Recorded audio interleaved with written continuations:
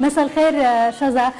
بارك لك أول شيء نجاح الألبوم وجه ثاني، ونشكر حضورك معنا. الكلمة لك، تفضلي. السلام عليكم، وطبعا امسي كل الناس اللي بيشوفونا، واولهم طبعا قناة الشرقية العزيزة اللي وحشتنا هواية ووحشنا كل مشاهدينا. طبعا أنا هواية سعيدة إنه أقدم أغنية للعراق، للمنتخب العراقي، ويا فنان أحبه هواية وأقدره اللي هو الفنان حاتم العراقي.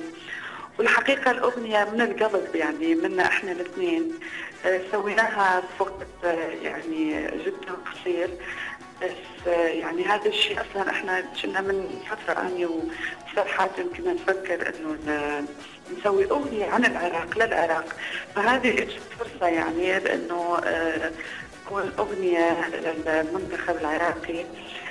والحمد لله يعني احنا اليوم حطيناها يعني بالسوشيال ميديا وعندكم اكيد، وبتلاقي رواج وحب الناس بشكل حلو جدا. طيب شذا، يعني ربما هي الحضور الاول لك بالغنية الرياضية، كيف شفتي هي التجربة وكيف لمستي تقديمها؟ حتى أصحح لك المعلومة، هذه مو أول مرة، هذه ثاني مرة. أنا قدمت أشهر أغنية للمنتخبات اللي تنعرض دائما على القنوات، هي أغنية اسم الله اسم الله، منصور بإذن الله. وهذه الأغنية قدمت أول ما طلعت بعد فوزي بالبرنامج ستار أكاديمي، اللي هو وازى فوز العراقيين، المنتخب العراقي في كأس آسيا، فقدمت لهم هذه الأغنية اللي الحمد لله بعد لاقت ولا تلاقي للحين، يعني لنشوفها في كل القنوات يعرضونا صدى حلو. فهذه مو اول تجربه لي. انا عفوا قصدت اول تجربه بخليجي 21، وبدي اسالك يعني عن تجربه الغنية الرياضيه بشكل عام. ايه اكزاكت، هي خليج 21 هي المهم انه تكون اغنيه للمنتخب، مو خليج 21 او اي شيء ثاني. لا انا سعيده مثل ما قلت، يعني هذه مو بس للمنتخب، هذه للشعب العراقي. الاغنيه اسمها هذا العراقي، فهي للعراقيين كلهم، سواء المنتخب سواء الشعب العراقي سواء كل الناس، كلها احتفاء باللاعب العراقي، احتفاء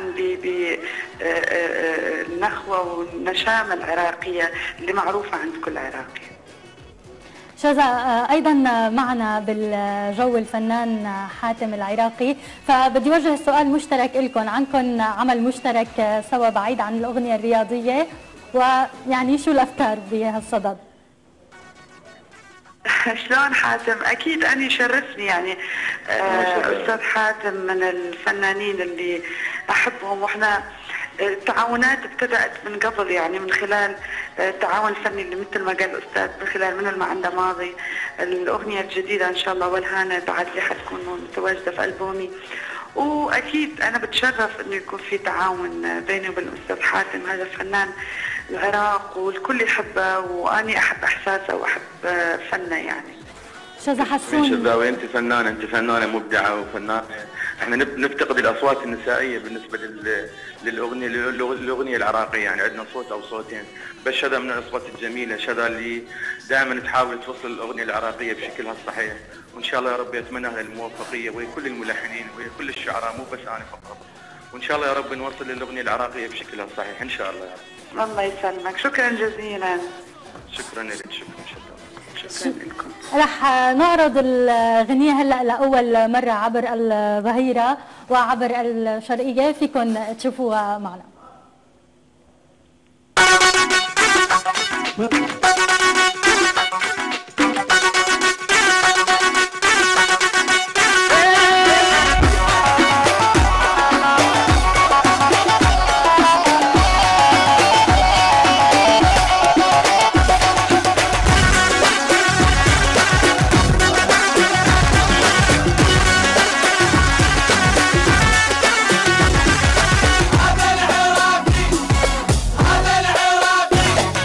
لا تعاندوا